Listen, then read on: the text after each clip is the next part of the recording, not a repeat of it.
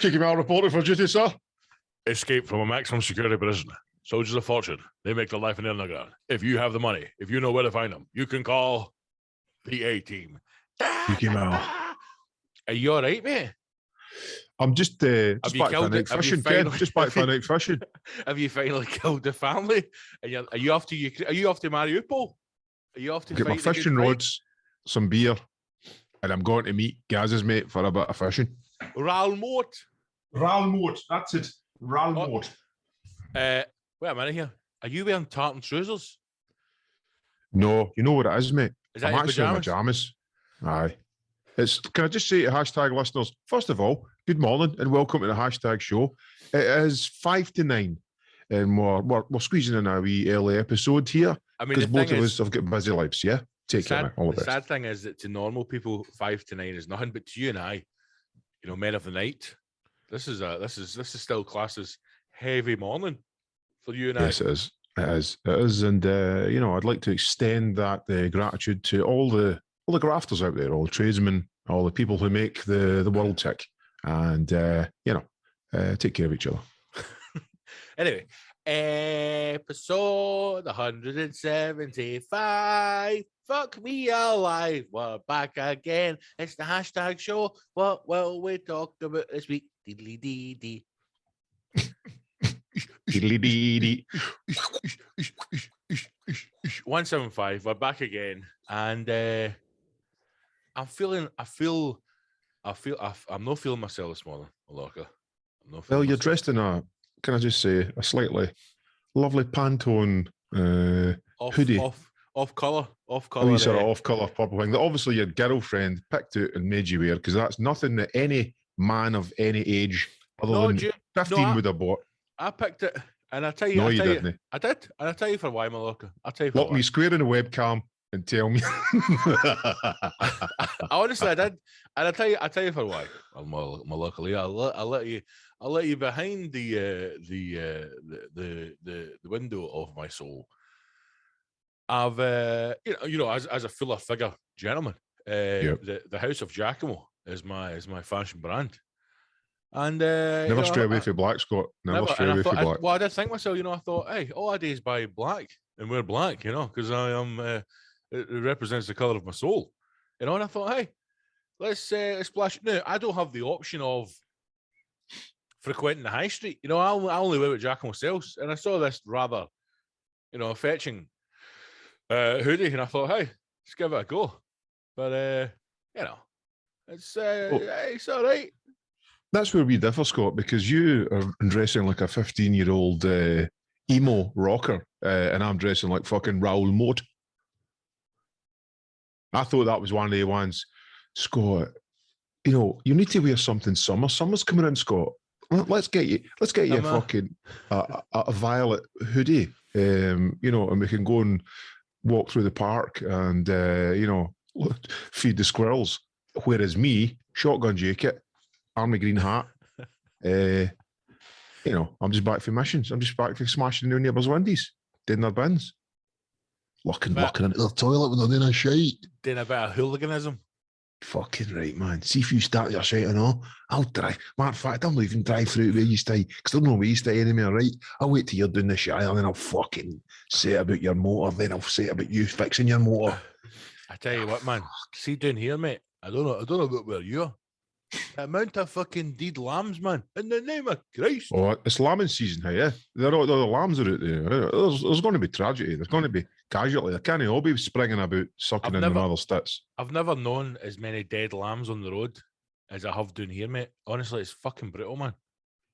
Every day I'm coming in and she's like, there's another 2 dead lambs found in the road. I'm like, what? Oh, getting ran over, no in the fields. Aye. All right, okay. Oh, that's a wee shame. See down here, because it's all It's rural. It's all just sheep, mate, right? So, like, see when I was rural before, that farmer had cows and all. He had everything, mate. Cows, pigs, chickens. But the farmers down here, just sheep shaggers, mate. That's all they've got. Now, see if you're a farmer, right? And you know that one half of your farm is the other side of a motorway. right? You want to fence up, don't you? You want to be on your fence game. The other half of your farm is surrounded by back roads which lead to different villages. Now, a back road is arguably more dangerous than a motorway because what happens is all the BAMs or the local people drive the back roads at 100 mile an hour because they know them like the back of their hands, right? Hence the term, back roads. So see if that was the case, would you not just say to your mad fucking inbred farmer pals, just make sure the fence that goes on the motorway or the roads is a good fence? Instead of your lamb's going to go like, what's this big thing? But bang, deed. Also, because they're worth money. I know. That's how they earn their money. Seeing the way back from where was my gig? Up Coat Bridge. It was Stereo Funk, right? It was Stereo Funk Festival. It was up in the Protestant heartland of Coat Bridge, Wishaw, Strathclyde Park, etc., etc. That's why you look so happy in the videos. I was trying. It's good to be back, man. That one I was watching you when you jumped out in front of the decks. I saw, see when you zipped your J-comb, and I even showed Yasmin. I was like, you know what? You just don't lose that level of showmanship. That's something you've either got or you haven't. That's why, like, people when talk about bands and they go, I hate Oasis, they're a shit. They go, even if you don't like the music, Liam as a frontman is an amazing frontman, right? Malak Kali as a frontman, Ultrasonic is an amazing frontman because when you bounce out for that decks, to the untrained eye, it looks like one movement, but you don't see it when you turn and the jacket is zipped open. And then as the jacket zips at the bottom, that fucking Masonic glove goes on the one hand like Jackson, and then you're out, get it fucking.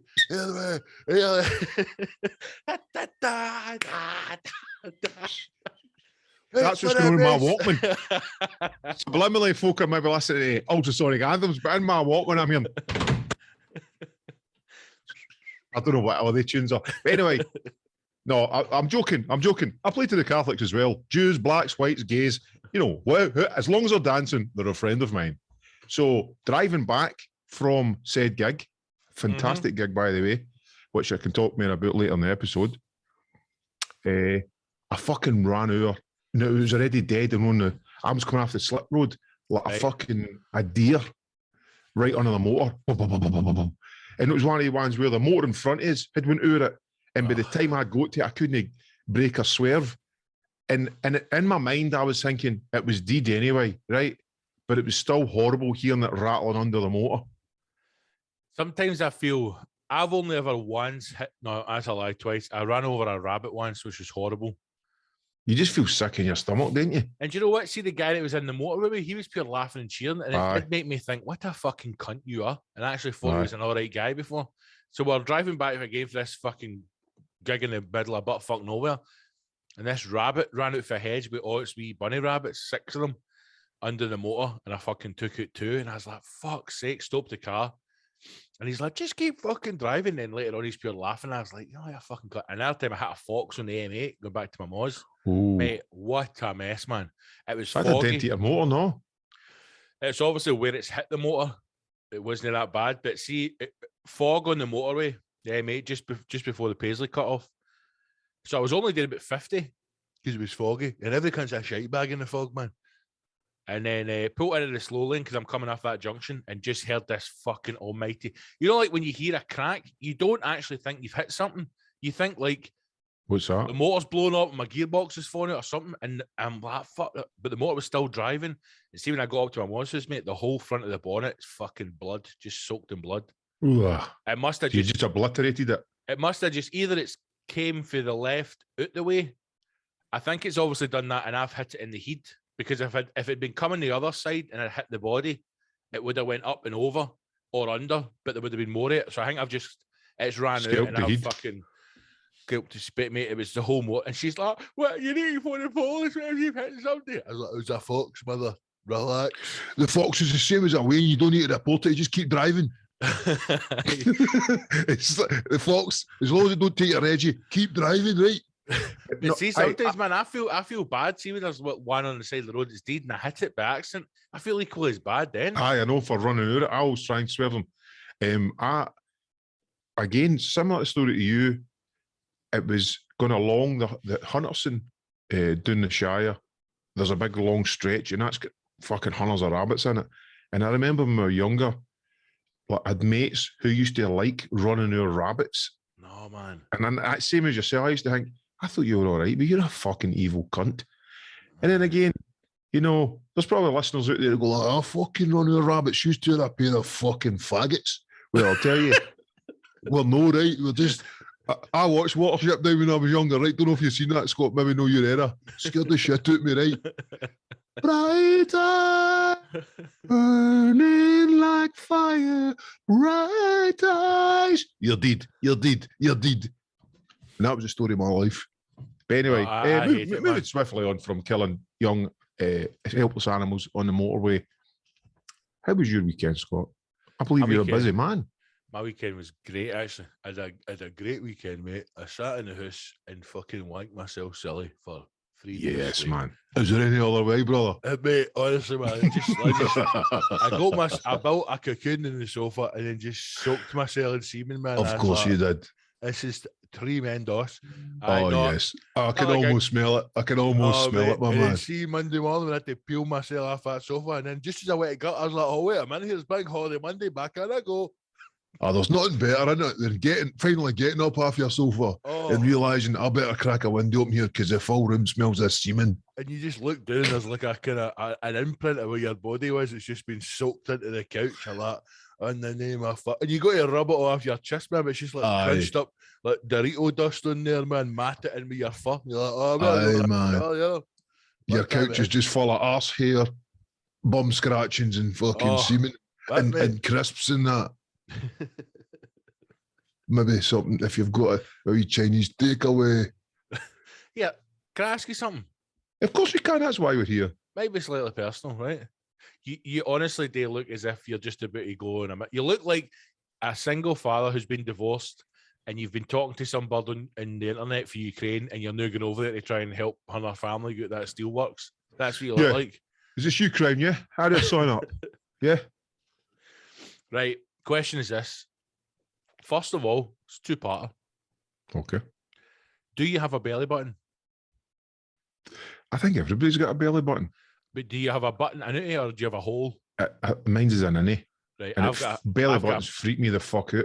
I've got a proper belly button, like a hole. That's what a belly button should be, right? Right. The outie ones, when Maria was pregnant, she had an outie one and it just...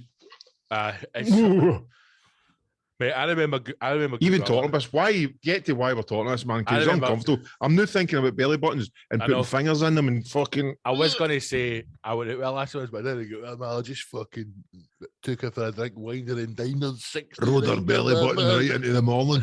But see when we're up the road making love like two consenting adults, I was running my hand in her body, you know what I mean? And then I felt this thing, and I was like, "What the fuck?" And she'd an outie belly button. That's the first time. And she touched me. I was like, "Oh." Did you not lick it? Try to just go right. I'll have to give this. Try and flare. Anyway, when you come in for a hard day's, graft, a hard day being an international DJ, slum landlord, local hero. Yeah, of course, yeah. Do you have fluff in your belly button? Well, it's one of those ones, Scott. Thanks for the question, by the way. You're very welcome. It's one of the ones, the belly button, and it has intrigued me over the years, looking back over my career and amongst the albums, solo singles, solo albums, and, when I do spend time thinking but when I get with belly button fluff, it's no something,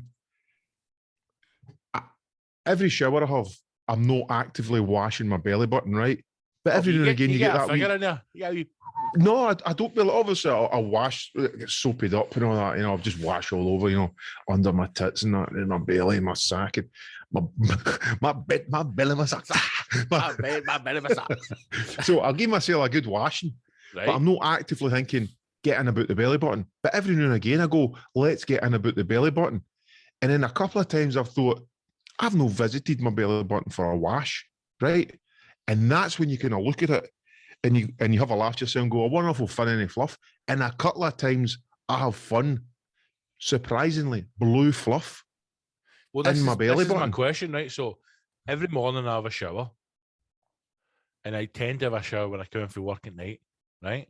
Yep. In fact, a day. But Right, occasionally, listen, don't brag about it. I mean, what day? Occasionally, and what's happening a lot more times than normal is when I'm coming in for my shower at night, I'm finding blue fluff in my belly button. Now, how's it blue for a start? Why is it always blue? Why is it blue? And how does it get there? Because I am clean and fresh, like a young born baby when I get dressed and leave the house. So what happens? Maybe the material of your t-shirt.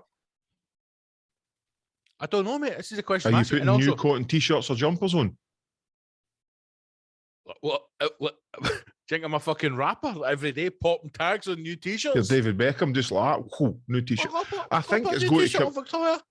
It's going to come off clays. It's no like the fluff is gathered on your body and try to escape and hiding in your belly button, waiting for its chances to do a runner at night. I don't know, but see the other day, mate, this bit of fluff that came out my belly button, I tell you, man, I could have spun it in a yarn and made a pair of socks with it. I was like, what? How's it get in there? Aye, what? But if you clean yours every day? Well, see, now that you said that, I've just got a routine. Aye, a routine when I'm so I get in the water, get under the shower, right? Yeah. And I soak under the water. Keep talking. Right? And then I rub left arm. Keep talking. Right arm, body, turn round. And then I get a hand like a trowel, and I get right in the arse. Oh, yes.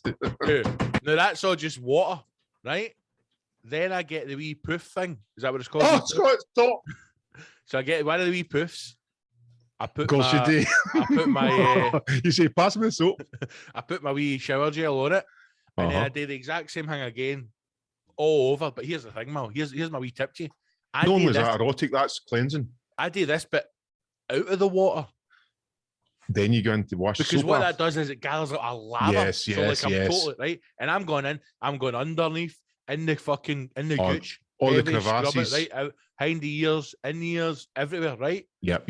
I even did a real man should. I did a poof on the heat and all because I've not got any hair, so I just kind of exfoliates the skin, and then I go back under and I wash once again, and then a third time I go back in the poof and I go right in at the fucking hot. What's a poof? The wee puffy things. Do you call them a poof? That's what I call poofs. Puffs. I thought it was called a sponge. No, a sponge is a sponge. A poof's a poof. It's a poof the wee kind of fucking gay things that the women buy that hang on the shower tap. But it's like a wee thing about a string, and it looks like a ball of fucking fishnet tights all stitched together. That's it, aye. One of them. You call that a poof? It's called a poof.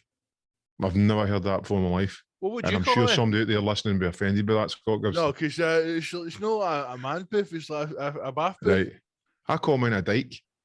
No, mate, you're wrong. That's a ditch where you run water off. All right, sorry. I call mine the laser. No, it's a wee poof. Anyway, so you get lathered in there, man, and get right He's in like, then. Clean me, Scott, clean me. Rub me all over your sack and crack. That's my routine, man. The third time into the boss, just in case you might get your hole that night, you know what I mean? Of course, aye. But you're not cleaning your belly button, are you? You're not actively. But that's what I mean. But I'm going in the area, and because I've got a wee poof, I think the poof's going like the fucking poof's getting in. Of course, it's a hole that's getting in there. Because it's spotless when I leave. Do you know the other thing, mate? See the shower I've got upstairs? It's not as powerful as my old shower. My old shower was like, would blow you against the wall, right? Hello, it was great. But the temperature that comes off that is amazing. And I like a hot shower, right? You see the other day, mate, about maybe a week ago, maybe even 10 days ago, right? I'm cleaning the old chap, fucking washing the old bell end, and see the hot water, mate, fucking scalded the top of my penis. Oh, no. That's how hot it was. No, a blister, mate, but I was like, pro retracted. I was like, ouch. You keep swelling, but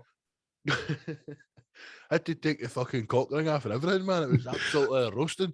If only I could keep the swelling but get rid of the pain, I'd be a happy man. I wanted to get 100 bee stings on my bobby. Is that possible? I fucking burnt my cock, man. I was like, what? Look at the size of my cock, what? Came out, I was like, I've burnt my cock, gonna come take a look at it. She's like, I've no fault for that trick again. I was like, no, honestly, the boy. I've been bit by a snake. Quite suck the poison out it. What were you doing with your wallet for a snake to bite it? A long story. There's so much poison in this. I know, get it all out. Drain it. It's time to milk the cow with a dick. Drain the poison. I've got a magic pipe that has the fountain of juice of youth in it. If you would like to suck it dry. Mate, but then again, you're not washing the belly button. See, even if the government came out and says if you give a blowjob to your partner once a week, you'll live forever, you'll have youthful skin, I still don't even think I'd get it. Well, I'll tell you one thing. My partner's not got a cock, so I'd be in trouble, governor. I'll come in the house, man, under the cover of darkness. I'll get in the chicken coop. I want to live forever. I want to live forever. Work in the shower. But as I do the full mop action. Grinding that pepper mill. I remember I watched an interview ages ago with Katie Price when she was still going out with Jordan, mind the guy with the six-pack. And she jokingly said, but no, why she said a joke, but you knew she was true. She said, he likes it when I spit on it. Everybody does. Everybody does. I mean, that's like a... I've yet to meet a woman. I've yet to meet a woman. That's a known fact. I hate it. What, just like that? You know, I would say to you, like, aye. How do you like it? You know fine well how I like it. Everybody likes the exact same. Fucking slobber all over head like a dog eating beetroot. Well, I had a wee snigger to myself. Soak, man. You had a wee what? Yeah, I had a wee snigger to myself, and I laughed. I thought you said something else there. And I laughed, and I thought to myself, Katie Price, you're a wee dirty. Huh? That used to be an old Stu Who joke. You can't say snigger anymore. You've got to say Snafrican American.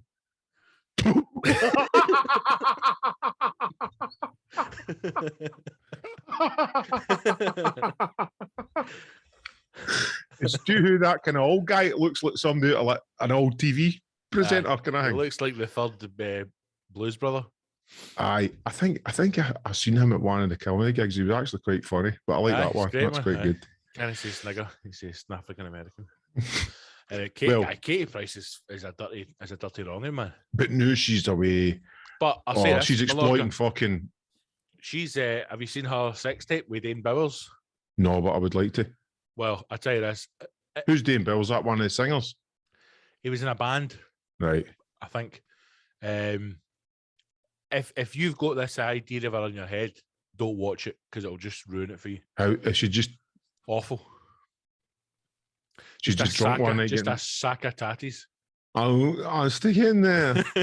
Oh, you sound dirty, Dine, aren't you? Look at that big cock. Stick it in my pussy. And then I hear come on, Dine. What, has he got a wee robotic arm? Got to get the apparatus in, man, to finish the job off. All right. Tell you what I'll do, love. I'm working tomorrow. Nip down the shop day and get £5 of diesel for that fucking Jenny. I don't want to give too much to myself away because I've got a performance tomorrow, and the serotonin keeps me on edge. I don't know if that. See that whole thing about boxers can't have their hole before a fight because you need to keep all that. I don't know. Is that real? I don't think that's real, is it? Well, I had this thing in my head for years and years and years.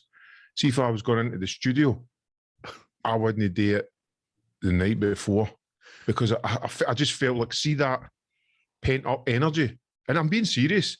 When I was going to record, to finalise a recording in the studio, when I had studio sessions booked, I wouldn't empty the snake. I would take that fucking energy and put it into the music. That's why your music's so angry. But it's a strange thing. And then I realised that I'm actually... I mean, I can understand if like... mad thinking that, and I stopped it. I can understand if like you're a boxer, right? And you can't have sex before the fight, as in, as soon as you shoot your load, somebody puts a pair of gloves on you and sends you out. You're just like... whack. Still a wee semi on as well. Even if it's cold, you're hot. Yes. Wait, let me get a cup of tea first or something. Awesome. That's the boxing match I watch. You've just been sparkled out. You're like, man, I couldn't kill this, man. I'm drunk. I'm drunk with love, my man. Imagine Look that's at how a the boxing match He went. looks as if he's just shot his load. Two heavyweights fucking going at it rapid. Then, just in the corner. You've got to come with your hands up. Just as you come, somebody rattles 2 boxing gloves on you, then rips you right off, pair of shorts on, and you're in the ring like that. I mean, imagine the fucking juxtaposition of that one. The shorts with just that fucking still the semen down the side of the shorts and that. You know, you dried your Tadger. He's got a wee wet penny. Well, here, what are we fighting for, my man? Just push him towards the boxer. I just want to lie down a cup of tea. Aye. Mate, I give you the best round of your life, my man. What bosh. This is like that, putting the gloves on, they're not even tied on right now. I just, the way I feel I could even put a shelf up or something for her. One glove, I'll take the room. One glove's just sellotape on his hand. He's not even get his hand in it. The other one is just holding the laces. You know those fucking mittens that Wayne's get? It's got a bit of string that runs up their jersey. It's just fucking 2 of them. Aye, but I wouldn't have the 2 of them come drunk. I'd just have one come drunk and one pure Mike Tyson destroyer. Right. Fucking whack. You seen the video of Mike Tyson punching that guy in the plane? I did, aye. The guy was an arsehole for a start, wasn't he? I tell you something, mate, see the staff on that plane, and this will bring me on nicely to the thing I want to talk about, this hotel that I stayed in. Uh-huh. See the staff on that plane? I think that's a perfect example of people just don't want to do their jobs anymore. People, and certainly, and I think in the service industry, people have got. So I've only seen the guy, blah, blah, blah, then it cuts to blah, blah, blah, blah, and then the next bit is Tyson just fucking punch him. That's what I've seen. I've not seen anything with the staff or anything like that. No, you don't, because there's not many staff. What I mean is, Mike Tyson, for those of you who haven't seen it, Mike Tyson's on a plane. Some guy sitting behind him fucking gearing it big licks, man. Apparently, he asked him for his autograph, and he said, "Look, I'm just trying to go home to my family." Aye, so fucking gives a break, and he went to stop. Aye, and he kept on him, man, and you can see him. He's kind of like trying to act up a bit, and then we don't know what happens. But next minute, camera just cuts back to Mike Tyson leaning over the back of the seat, whack, whack, whack, whack, just cracking off a few. But nothing. I fucking told you fucking punk. I sleep with your mother. I mean, if he'd given him the full beans, man, he'd have fucking killed him, right? So he's cut him open a wee bit anyway. My point being, see, as soon as that... and then the next clip was just a guy like that. Aye, he's got the bruises and the cuts. You see, as if like, am I famous now? Aye, but see, as soon as that guy went over to ask for an autograph, as soon as he went over to ask for an autograph, regardless of what Mike Tyson's response was, a member of staff should have been over there. Well, he was sitting behind him. Doesn't matter. I know there is. As soon as a member of staff should have been over because it's fucking Mike Tyson, right? Now, see if you're watching, you should then be watching that. And then see if that escalates to the point where the guys, I mean, because he was going at him for ages. Somebody should have came over and moved Mike Tyson to another seat or moved that guy away. It was first class or business class. So it actually looks as if he's in the kind of, Mike Tyson's in the kind of fancy seat and the seat behind him is a normal seat. Oh, you might be right there. Because it looks like one of the planes where there's no actual physical separation. But they still should have moved him. Mm-hmm. They still should have moved him. But I think there's just this idea of people at their jobs going, well, I'm here. But you've actually got to work. What do you mean work? I'm here. What do you want from me? Somebody should have been aware. I never thought about it at that angle, to be fair. But the angle that I thought about it from was, I think it's brilliant at the fact where, all these fucking millennials, not even millennials, just people think that real life doesn't come into effect anymore. That they think that they're quite all right, entitled to annoy. It doesn't need to be Mike Tyson. It doesn't need to be anybody. It could be anybody. That some people think they can just fucking annoy somebody and there'll be no comeuppance. I'm talking my horns again. It's like, no. He's not going to hurt him. He's not going to hurt me. He's not going to hit me. How dare he? And I just liked it, the fact that Mike Tyson, famous or no, he was just like, fuck off, mate. And then just went bang. And I don't condone violence in any way. I'm not like a supporter of violence. But shut up. No, but I'm not. There should be violence. There should be more violence in the world. That's the fucking problem. But I don't encourage violence, is what I mean. But I fully encourage violence. I see that as well deserved. I see that as well deserved, because that guy was drunk. He wasn't listening, and he was also of that. I just felt it was like, he's not going to fucking hit me. What can he do? He's too famous to do anything.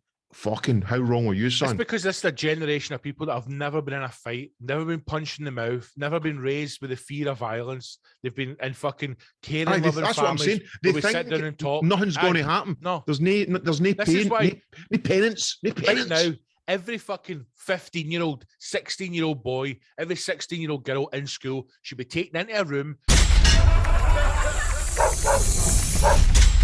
Bye, everybody. Thank you. Good night. Okay. Great. Good night.